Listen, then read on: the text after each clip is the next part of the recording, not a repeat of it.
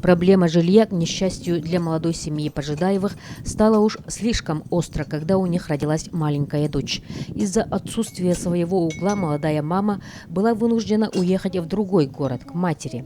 И снова ситуация обострилась, когда пришло время ей обратно возвращаться с маленькой дочуркой в Якутск. Осенью уже выходить на работу, а перспектив по заветным квадратным метрам никаких.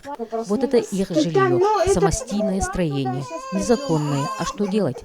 Рядом с муниципальным бараком, где живут мама и бабушка мужа Оксаны.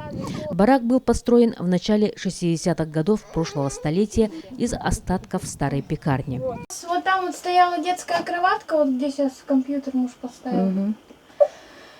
Там угол, вот здесь вот все вокруг рамы, все вот так вот все замерзало. В том углу вообще 50 сантиметров лед был. Его и убирали, и отколачивали, ну а что делать? Другого жилья нету, снимать возможности тоже не было. Сейчас вот, благо, спасибо знакомым, что получилось у них снять временно хотя бы жилье.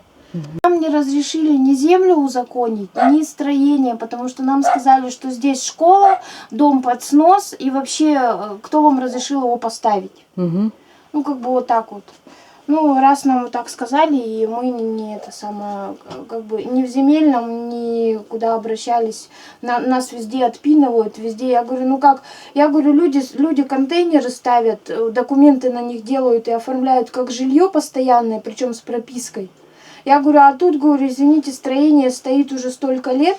Я говорю, хотя бы землю, дайте нам в аренду землю, мы хотя бы времянку какую-то еще одну поставим.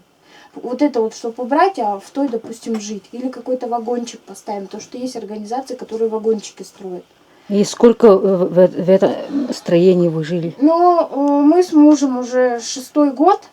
Свекровь Оксаны Тамара Юрьевна здесь живет с самого рождения. Ее же мама Алла Викторовна Семенова более 30 лет проработала в хлебозаводе. В конце трудовой деятельности стала инвалидом. Медики нашли в легких Аллы Викторовны отложение. Как вы думаете, чего? Муки. Между тем, она ветеран труда, занесена в почетную книгу Якутского хлебокомбината. Когда-то здесь проживало 6 семей, остались 2. Дом вроде вот-вот должны снести, и так продолжается не 1 год. Другая половина барака практически проваливается под грязь. Вонь стоит невыносимая. Даже если и снесут, и дадут квартиру Пожидаевым, то семья Оксаны остается опять же без жилья, так как жильцам этой квартиры светит только однокомнатная квартира, а прописано здесь ни много ни мало 5 человек. Это не считая саму Оксану с дочерью.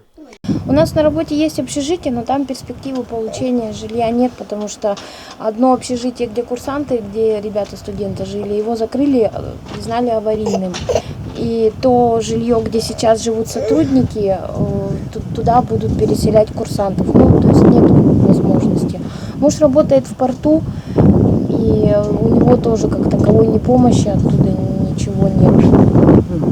Ну, так и получается, что ипотеку взять не можем, ни в какую программу в республиканскую войти мы тоже не можем, потому что как бы ни кричали, как бы ни говорили, что это все просто, это не просто, во-первых, мы в пилотный проект хотели, в проект «Молодая семья» хотели попасть, но там нужна зарплата, черным по белому написано, зарплата не менее 60 тысяч, в собственности автомобиль, либо какая-то недвижимость, видимо, как залог в это, кучу бумаг, кучу справок. А если мы попытались начать собирать эти справки, а получается, одна справка действительно 10 дней, вторая справка действительно 5 дней, одна справка делается в течение 2 недель, третья справка делается в течение 3 недель, вот и получается замкнутый круг.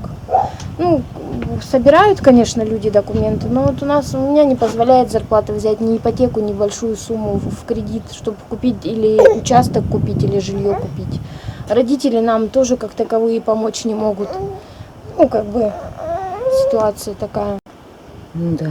Обращались к главе, обращались округа, тоже отфутболили как футбольный мяч. И получается, вот мы округ, ДЖО, с ДЖО в мэрию, там аж до сентября месяца к Николаеву попасть, к Александру Сергеевичу не можем. записалась на прием к его заместителю по жилищным вопросам.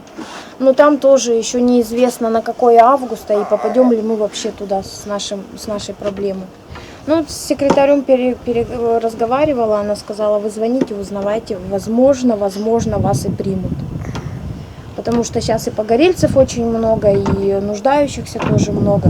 Оксана искренне удивляется, приведя общереспубликанскую статистику по размерам средней заработной платы. Откуда, она спрашивает, такие цифры? Даже работая социальным педагогом, иногда пропадая на работе круглыми сутками, она получала 11,5 тысяч рублей. И как молодой семье вырваться из этого порочного круга? Вот и я ума не приложу. Может, кто-то посоветует? Вы смотрели репортаж Ларисы Бай.